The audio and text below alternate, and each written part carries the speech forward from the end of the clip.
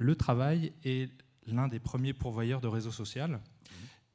Et le réseau social, il n'y en a pas 50. Il y a effectivement les amis, la famille, le travail, voilà, grosso modo, avec parfois une vie associative, etc., politique éventuellement, mais c'est encore plus rare. Et ce réseau social, c'est le premier facteur chance dans la vie, puisque c'est là que se révèlent les opportunités. Si je cherche un médecin, si je cherche une opportunité professionnelle, c'est grâce à mon réseau social en grande partie. Le réseau social, c'est aussi le premier facteur de bien-être, puisque en cas de coup dur, c'est là qu'on va obtenir du soutien social. Et effectivement, on s'aperçoit qu'au travail, les collectifs qui fonctionnent bien, finalement, passent plus facilement les transitions, les changements. Pour vous donner juste un exemple, on a mesuré à l'hôpital qu'aux urgences, quand un collectif dysfonctionne, il multiplie par 2 le risque de burn-out. Plus l'extérieur est difficile, plus les changements sont importants, plus l'intérieur doit être cohésif et facteur effectivement de soutien. Le don est une dimension anthropologique, c'est l'essence du lien social.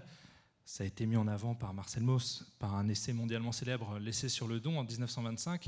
Et il montre déjà à l'époque que dans toute société, les rapports sociaux ne sont pas fondés sur le marché, sur le troc ou sur le donnant-donnant, mais sur le don. Alors, comprendre comment fonctionne le don et le contre-don, c'est un peu compliqué, effectivement. L'essence du lien social, ça demande un peu de temps, mais c'est tout à fait passionnant. Juste par rapport à ce sujet, c'est pas que généreux le don. C'est-à-dire qu'il dit déjà à l'époque que le don dans les langues germaniques anciennes, gift, a 2 significations, à savoir cadeau et poison. Et effectivement, c'est pour ça que je ne crois pas du tout à la disparition du management dans les organisations, puisque un collectif n'est pas bisounours, la coopération ne se décrète pas, et il y a un véritable travail de régulation constant pour assurer la performance et la qualité de vie au travail qui vont de pair et effectivement qui sont indissociables. Comment effectivement s'assurer que les relations fonctionnent? Alors, dans le meilleur des cas, effectivement, la confiance se crée, je donne quelque chose à un collègue, puis il me rend quelque chose, et puis on travaille sur des projets, et puis les dons et les contre-dons fonctionnent entre nous à une telle vitesse qu'on peut arriver au summum de la relation de travail, à savoir ce qu'on appelle en théorie du don l'endettement mutuel positif. L'endettement mutuel positif, on dit ça dans le langage courant, à savoir quand on s'aime, on ne compte plus, car on ne sait plus si on est débiteur ou créditeur, et c'est exactement ce qu'on recherche, car ça permet d'aller à une vitesse folle sur un projet et de ne plus avoir besoin de négocier chaque élément. Ce qui n'empêche pas de temps en temps de devoir négocier pour réguler ou négocier quand il faut quantifier les choses, quand il faut conditionner ou conditionnaliser plutôt ce que va faire chacun, etc. Alors, on ne peut pas se passer de ça en fait, puisque c'est l'essence de nos liens. Il y a une étude, la plus vieille étude en sciences humaines sur le bonheur, il y a un magnifique TEDx sur le sujet qui révèle que le premier facteur de bonheur sur Terre, et ça ne disparaîtra jamais, c'est la qualité de nos relations aux autres. Alors cette qualité de nos relations aux autres, effectivement, grâce à la digitalisation, elle peut s'en trouver renforcée, et vous avez, à travers le travail à distance, même dans les familles, pouvoir continuer à converser avec tous ces enfants aux 4 coins du monde par Skype, par différents réseaux sociaux, d'être tenus informés sur Facebook, etc., voilà, sur Snapchat ou autre réseau social, de pouvoir partager, échanger. Finalement, ce qui est important, c'est ce qui transite dans nos liens. C'est de l'information, c'est du soutien, on se rend service, on se fait des compliments, on se fait des petites choses comme ça, des petits cadeaux, et des moments privilégiés qu'on passe ensemble. Alors, que ce soit fait de gré à gré ou effectivement sur une plateforme, ça dépend de la plateforme, j'ai envie de vous dire. Est-ce qu'on va y passer le temps nécessaire? Un moment privilégié avec quelqu'un, par exemple, ça veut dire que quand je suis en face à face avec lui ou sur une plateforme, je ne suis pas en même temps à travailler sur mes mails, à répondre à un truc, et je lui accorde 2 minutes. Donc, ça veut dire, à mon sens, à travers le digital, être d'autant plus vigilant sur les règles du jeu quand on travaille à distance. On peut faire une pause café à distance aussi ensemble. On peut s'accorder du temps pour du non-travail ensemble à distance. Tous ces éléments sont importants. À défaut, le danger, c'est une accélération du temps. Et considérer ces moments informels du travail comme des moments de non-travail et les faire disparaître. Et là, effectivement, on va vers de l'isolement et du mal-être. Un cas concret, la direction d'AXA très récemment a signé avec les syndicats un accord pour développer à la fois le télétravail et en même temps donner le droit à la déconnexion. Jean-Édouard Grésy, est-ce que ça, on est dans l'évolution justement, on est à la fois dans cette évolution quasiment irréversible et en même temps, on est déjà dans des garde-fous avec des protections pour les salariés qui seront volontaires ou pas pour cette méthode de travail? C'est un très bel exemple puisqu'on voit les deux dimensions. C'est-à-dire que je permets aux salariés de travailler chez eux, donc ils vont gagner du temps de transport, ils vont gagner du temps de productivité. D'après certaines études, on gagne près de 20% de productivité, donc c'est intéressant pour l'entreprise. Le danger, c'est que, comme le disait déjà Marcel Mauss à l'époque, se donner, ce n'est pas se sacrifier. Et effectivement, est-ce que j'arrive chez moi à organiser mon temps de travail, à faire des temps de pause, à déconnecter mon temps de vie pro de mon temps de vie perso, parce que je peux ne jamais arrêter jusqu'à plus d'heures. Donc effectivement, l'organisation, l'entreprise a aussi une responsabilité pour protéger les salariés d'eux-mêmes sur les horaires de réunion tardives, aussi pour l'égalité homme-femme, pour renforcer effectivement la qualité de vie au travail et puis arriver à gérer toutes ces sphères.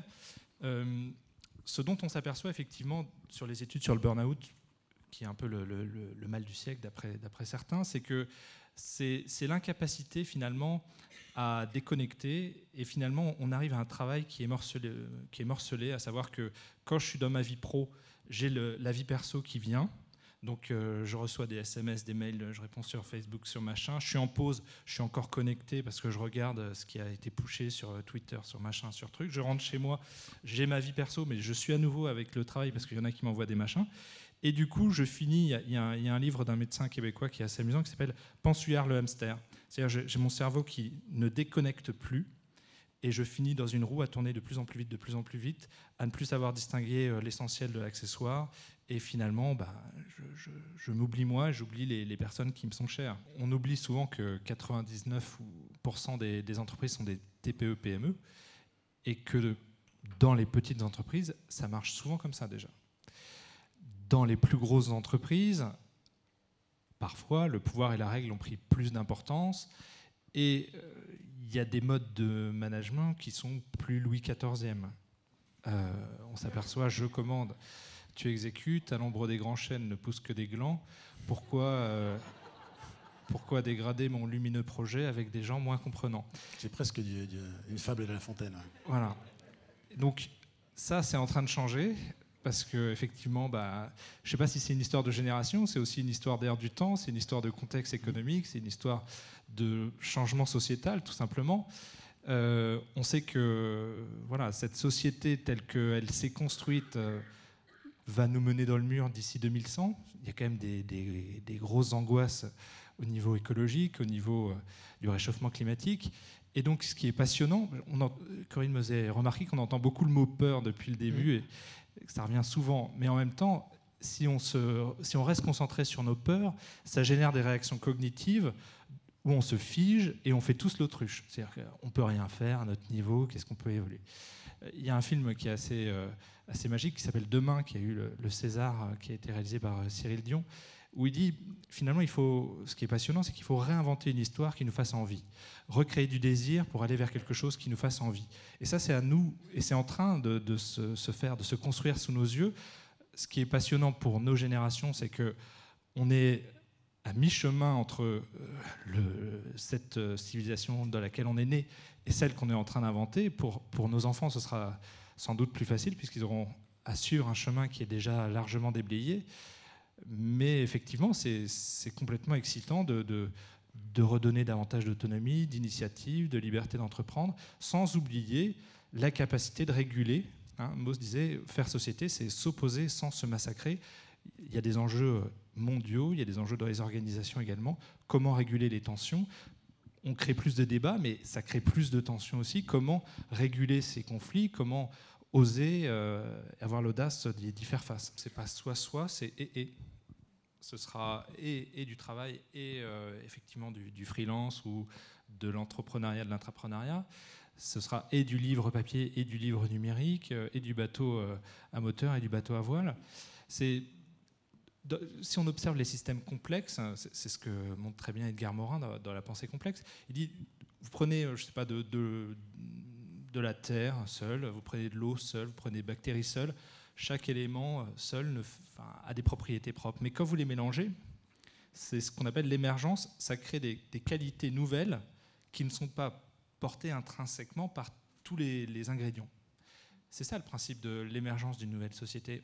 Ça crée des choses, l'émergence de nouvelles choses, alors effectivement, ça bouscule les lignes, ça amène des repositionnements, ça prend pour certains des parts de gâteau, donc ça peut bousculer fortement, mais ça ne fait pas nécessairement disparaître tout ce qu'il y avait avant, au contraire. Et notamment, ça ne fera pas disparaître, et ça rejoint ce qui a été dit avant, le mou. J'aime bien cette idée du mou, à savoir les soft skills, le lien social, ce qui fait qu'on est heureux, ce qui constitue même notre humanité. Marcel Mauss disait que le don, c'est un fait social total. Effectivement, vous prenez un cœur humain noir, blanc ou d'asiatique, ça marche pareil. Nos liens sociaux fonctionnent à peu près pareil. Ne circulent pas nécessairement la même chose, parce qu'il y a des dimensions culturelles, il y a des dimensions liées aux niveaux sociaux, mais ça marche pareil. Et je ne vois pas qu'est-ce qui pourrait faire que, à travers la digitalisation, nos cœurs humains varient ou nos rapports sociaux ne suivent pas les mêmes principes fondamentaux.